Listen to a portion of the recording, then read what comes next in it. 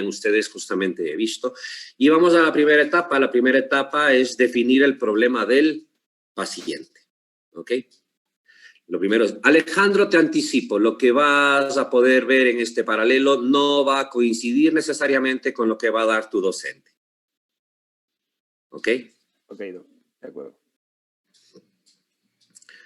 Y recordarán ustedes que cuando decíamos el primer paso es diferenciar, definir el problema del paciente, ¿se acuerdan que dijimos no es lo mismo diagnóstico que problema del paciente? ¿Recuerdan esto?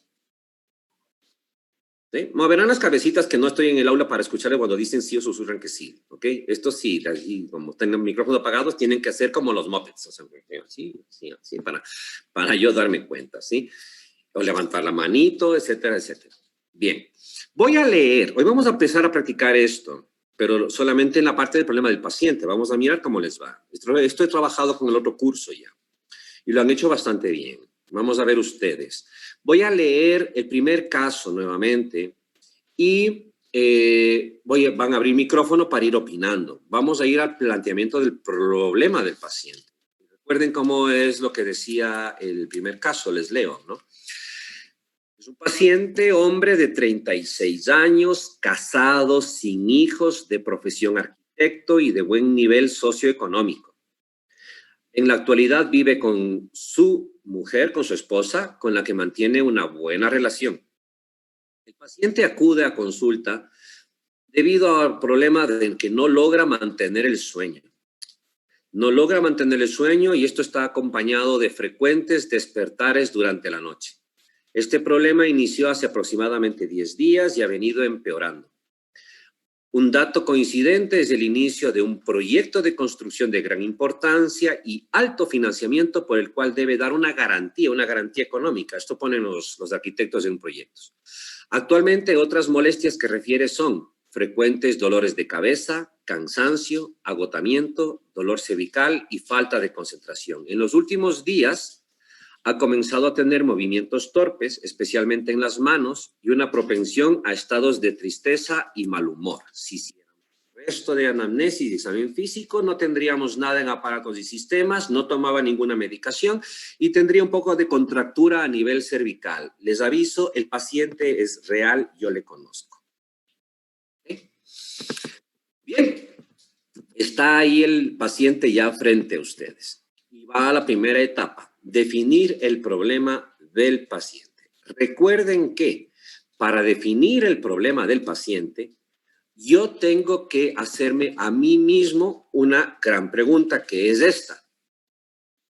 ¿A qué persona, a qué paciente me estoy enfrentando? Y para poder entender esto, son dos preguntas a su vez. ¿Cómo es mi paciente? ¿Y qué tiene mi paciente? En otras palabras, sus características en general, más el diagnóstico al cual llegas. Así que, para arrancar, la parte más facilita para plantear un problema suele ser la que de reflejo les sale a todos, que es el diagnóstico. Así que vamos a arrancar por esta mitad. Para saber el problema del paciente son dos cosas. ¿Cómo es mi paciente? ¿Y qué tiene? Vamos a arrancar por aquí debajo, por el qué tiene. Van abriendo su micrófono, van participando. Les escucho. Equivóquense aquí y no después. Problemas para dormir. Insomnio primario a corto plazo. Bien, Daniel y Nayeli. Primero Nayeli. Luego Carol, creo. Insomnio primario a corto plazo, Doc. ¿Por qué dices que es a corto plazo? Porque la duración es menor a 4 semanas. Ahí indica el problema que apenas va a 10 días. Correcto, entonces tenemos un insomnio que de entrada es a corto plazo y dices que es primario. Daniel, ¿qué tiene el paciente?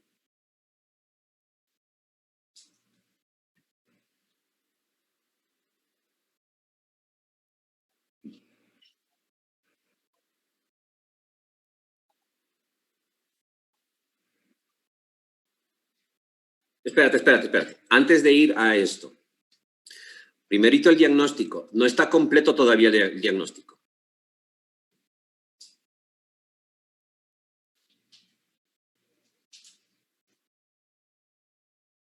Ah, ya. Entonces dices, tiene insomnio y tienes que hacerte unas preguntas, pues. Has leído insomnio, conoces las características y dices, a ver, el insomnio que tiene la persona, ¿es crónico o es de corta duración? Entonces, no, es corta duración. Primera pregunta respondida. Segundo, cuando ya conoces sobre insomnio, dices, ¿qué tipo de insomnio es? ¿De conciliación? ¿Mantenimiento? ¿Despertar precoz? ¿Cuál es este? Daniel. Mantenimiento. Múltiples despertares en la noche. Y luego tienes otra gran y fundamental pregunta. ¿Es primario o es secundario? Porque esto va a condicionar muchísimo el manejo. Esta es clave. Nayeli y Daniel han dicho que es primario.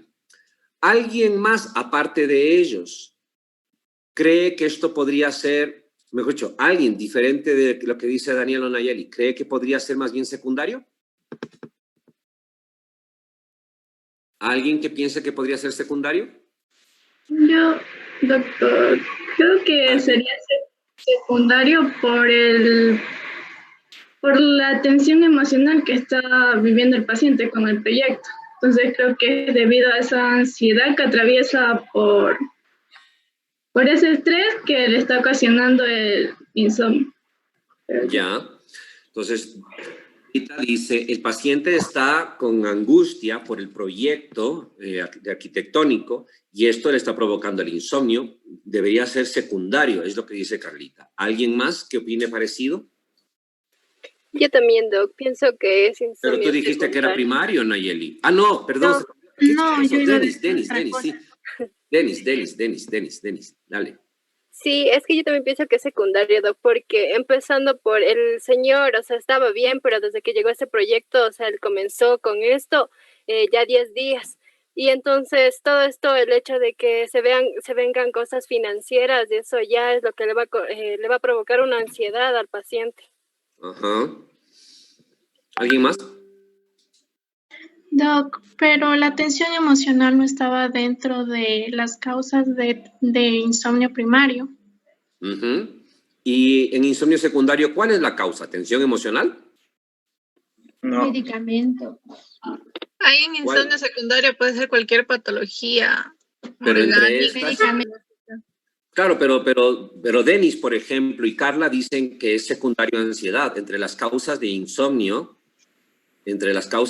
secundario, unas muy importantes son los trastornos del estado de ánimo, como la depresión y la ansiedad, para las cuales incluso puede existir una bidireccionalidad. Por eso es que Carla y Denis dicen que puede ser secundario, pero Nayeli está marcando claramente una diferencia. Ella no está diciendo ansiedad, ella es tensión emocional. Y aquí esto es muy importante diferenciar. Estamos muy próximos a empezar a hablar sobre depresión y sobre ansiedad. A mí en esta materia no me compete estar hablando de las cosas de psicopatología o de medicina interna a profundidad. No me compete, pero necesariamente lo tengo que hacer porque de lo contrario no podríamos hacer el proceso de terapéutica. ¿Me cachan? Pero no voy a entrar nunca en detalles más allá de los que considere necesarios para esta asignatura. Pero cuando estemos en ansiedad, en trastorno de ansiedad, vamos a mirar que también tiene sus criterios diagnósticos y que tiene su sintomatología propia. Y aquí, por ejemplo, hay que entender esto. La ansiedad es algo fisiológico, chicos. La ansiedad como tal. Pueden sentir ustedes, por ejemplo, antes de dar un examen. ¿Sí o no que se ponen nerviosos, hasta preocupados, de angustia, y les da hasta taquicardia a veces? ¿Sí o no? ¿Y después del examen todavía tienen esos malestares?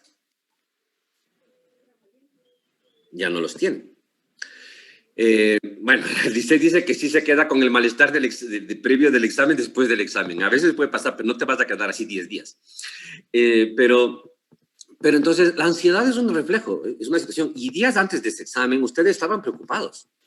E incluso tal vez hasta no podían dormir bien. Incluso. Pero entonces aquí hay que diferenciar lo que es una ansiedad puntual, normal, fisiológica, que se debe a situaciones de tensión psíquica, de tensión emocional, que también se le llama estrés. Esto es una cosa. Y diferente es hablar de ansiedad como tal ya patológica, o sea, un trastorno de ansiedad generalizada. Y cuando hablamos, por ejemplo, de que el insomnio se debe secundario a una ansiedad, cuando se lo pone así, ansiedad como tal, estamos refiriéndonos a la patología, o sea, un trastorno de ansiedad generalizada, que tiene su propio cuadro y que este paciente, cuando miras la historia, no hay palpitaciones, no hay taquicardias, no hay taquipsiquia, no hay, ¿cómo se llama?, tránsito intestinal acelerado, no hay ninguno de los tampoco criterios diagnósticos que vamos a mirar después para una ansiedad generalizada. Pero sí tiene tensión psíquica. Y entonces Dennis, Carla y cualquiera de los demás que puedan haber pensado, claro, pero está con preocupaciones. Ese es un motivo. ¿Es un nivel de ansiedad? Sí, es un nivel de ansiedad. Es una ansiedad que es patológica y condiciona que esta patología tenga solamente como acompañante al insomnio y sea secundario. No lo es. Es la ansiedad común, la tensión psíquica básica por situaciones de conflicto personal, anímico, puntuales, que llevar obviamente a que el paciente, por eso es que lo pongo de esta manera también, porque en la práctica diaria vas a tener que diferenciarle. Porque si es que fuera secundario, Carlita, Denis, si es que fuera un insomnio secundario de ansiedad, ¿qué hay que tratar? Exactamente. Pero este paciente, si le miráramos después, cuando estemos en ansiedad, pueden regresarse a este caso si quieren. Cuando le vayamos a mirar, no va a tener criterios diagnósticos de que sufre de una ansiedad y peor un trastorno de ansiedad generalizada. ¿Me comprenden la diferencia? No va a tener eso, ¿ok? Entonces, es un insomnio primario. Muy bien, hasta ahí estamos correctos. Muy bien. Entonces, es un paciente con insomnio primario de mantenimiento de corta duración. Y hasta sabemos por qué obedece. O sea, ya cuando miramos todo esto, ya nos damos cuenta de que se debe a una tensión psíquica que está ocurriendo en este momento. Vale. Ahora vamos a lo que sería la otra mitad. ¿Cómo es mi paciente? ¿Cómo es el paciente?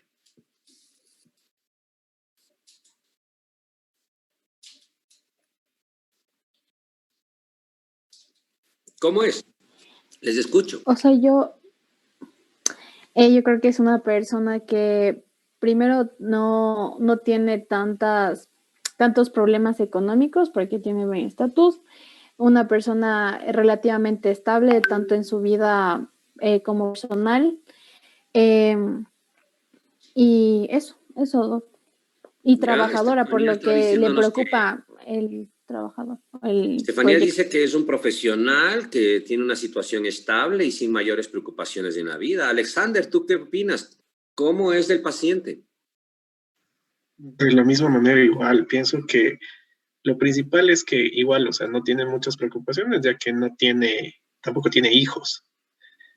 Y de igual manera, o sea, por el nivel socioeconómico podría ser que se encuentra en una condición relativamente de estabilidad, a menos que sea hasta por el tema de su buena relación con su esposa.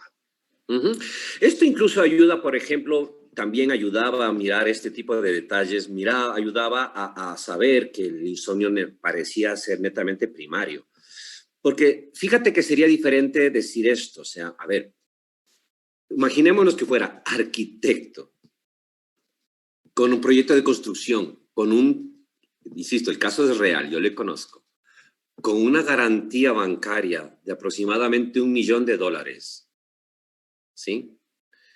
Imaginémonos cómo se llama que estando así, pasara esto, por ejemplo, que la esposa le acaba de pedir el divorcio a la división de bienes, o que acaba del socio desvincularse de la empresa, o la empresa justamente está en riesgo económico.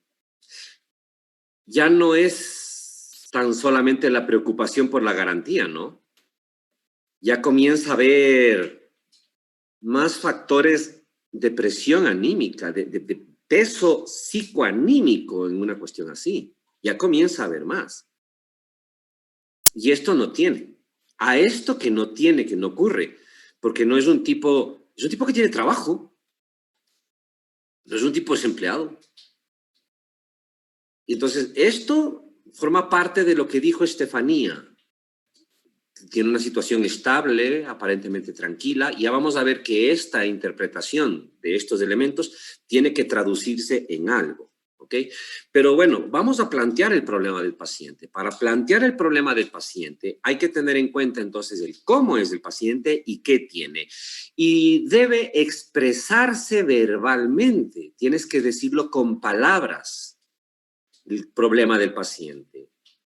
Y para expresarlo tienes que llegar a condensar la información. Todo lo que hiciste de anamnesis, de examen físico, de exámenes de laboratorio, más el diagnóstico al cual llegaste con todo esto tienes que compactarlo en una síntesis que a ti te permita decir, me enfrento a esto. ¿Quién se atreve? ¿Quién se anima?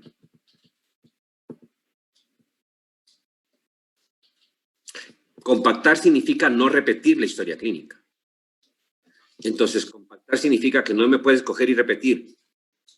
Hombre de 36 años, arquitecto, con buen nivel socioeconómico, que viene con 10 días sin poder dormir porque sufre de insomnio. No. Si me vuelves a repetir toda la información de la historia clínica, me estás repitiendo historia clínica. No estás planteándome el problema.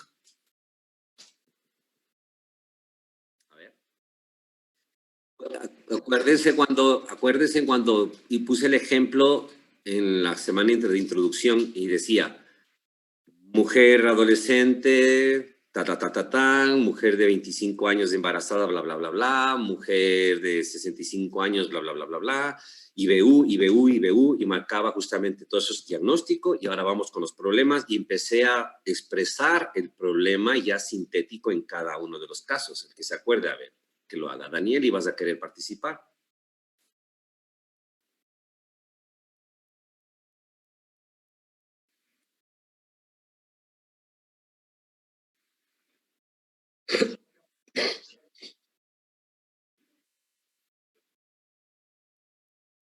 Uh-huh. Uh-huh.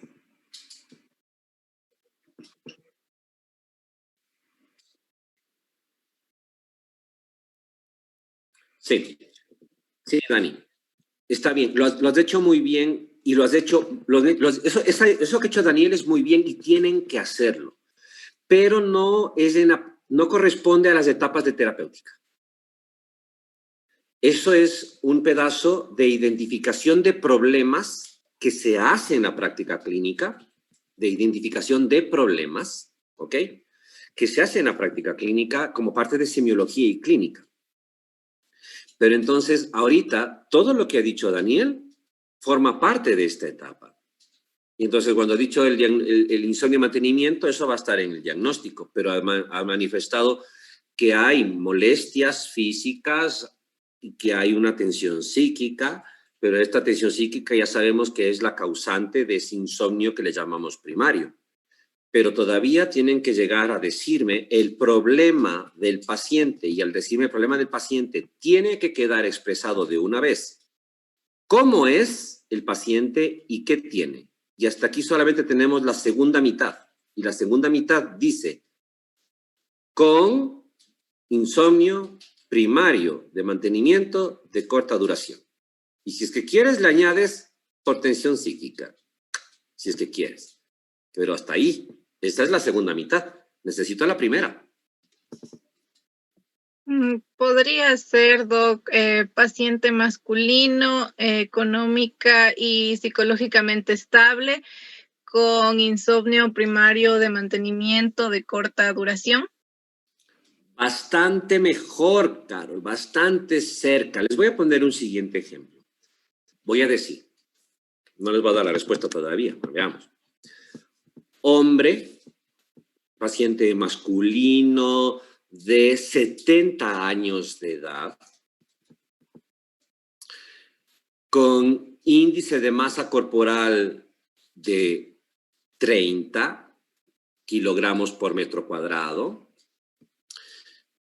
con diagnóstico y antecedente de diabetes tipo 2 desde hace 5 años, tratado con metformina, 500 miligramos cada 8 horas, y hemoglobina glicosilada de hace 2 semanas, con resultado del 8%. Como resumen de toda la historia clínica. ¿Cuál es el problema? Diagnóstico está clarísimo, diabetes mellitus tipo 2. ¿No es cierto?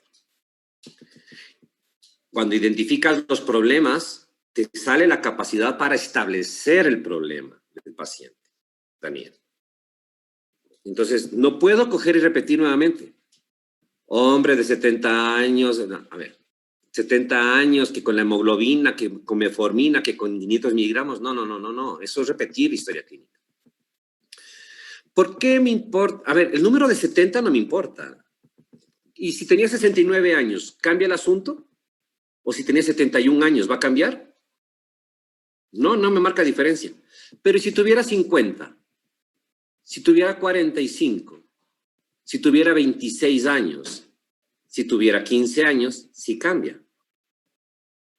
Porque son grandes grupos etarios que tienen un comportamiento fisiológico diferente y el abordaje va a ser distinto. Por eso diferenciamos infantes, niños, adolescentes, adulto joven, que son todos ustedes, adulto medio, que está justamente entre los 30 y los 50, ¿sí? O mejor dicho, el medio va entre los 40 y el 59 años, creo. Adulto mayor a partir de los 60 años, o anciano luego de los 80. ¿Por qué esto sí? Porque ahí hay condiciones muy obvias, muy claras. O sea, el adulto mayor de entrada tiene menos función hepática, menos función renal. El anciano tiene todavía más deficiencias en depuración de fármacos. El adulto joven, vamos, que funcionalmente, salvo que sea alguna cuestión muy delicada, patológica, genéticamente mediada, como alguna anomalía cardíaca, de pronto está muy bien, ¿no? Y el comportamiento, la perspectiva de manejo, todo va a cambiar con ese grupo. Esto es una cuestión. Y entonces yo puedo, de todo lo que he hecho, porque se me va el tiempo ahorita, coger y decir, ¿a quién me enfrento? Yo me enfrento a un adulto mayor. Primerito. Ya no repito, ¿no es cierto? 71 años, 70 años, no. Es un adulto mayor. Obeso. Porque así es obeso y es un problema esto, obeso. Con diabetes mellitus, no controlada.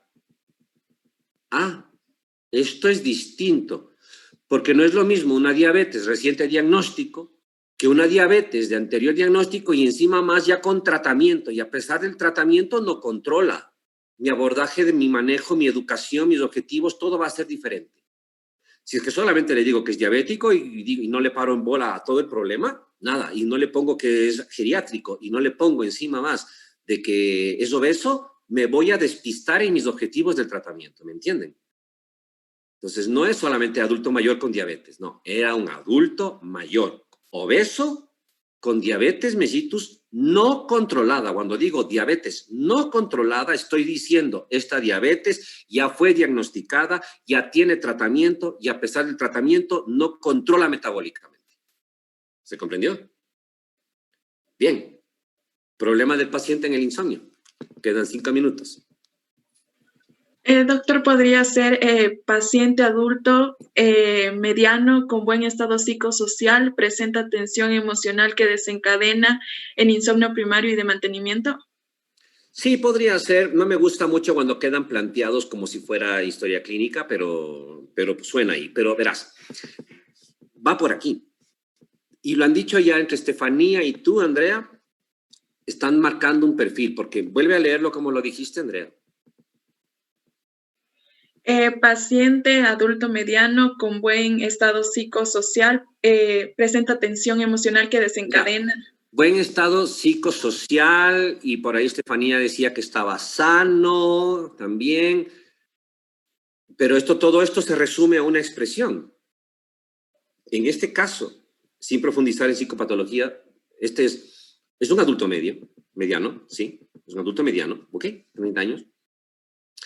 Y todo esto, ¿ve? Está sano, tiene trabajo, no tiene problemas en la casa. Todo esto se puede expresar de la siguiente manera.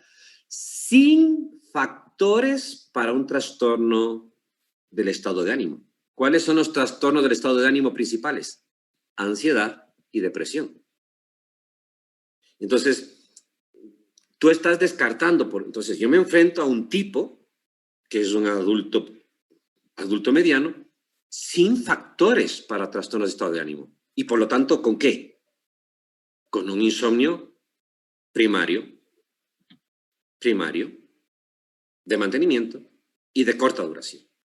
Y entonces yo ya sé, con esto, que no tengo que meterme, por ejemplo, este paciente necesitará terapia cognitiva conductual. ¿Qué creen? Por cómo planteé el problema. Sin factores predisponentes para trastornos del estado de ánimo.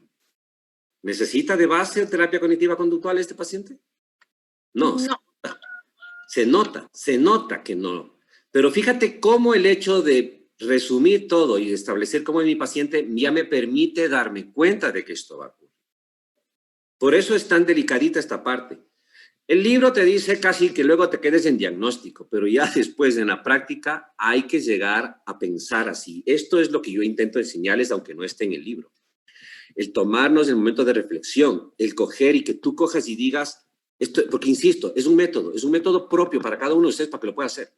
Y mientras, si lo van practicando durante la carrera, van a estar chévere después. Que tú cojas y digas esto, a ver, por Dios, un minuto, ¿sí? ¿Cómo es mi paciente y qué tiene? ¿A qué persona me estoy enfrentando? ¿A quién tengo que manejar? Porque no te olvides que después vas a tener que plantearte objetivos para esa persona. Entonces tienes que darte cuenta de cómo es la persona. Tienes que darte cuenta de cómo es. Porque esto va a marcar requerimientos.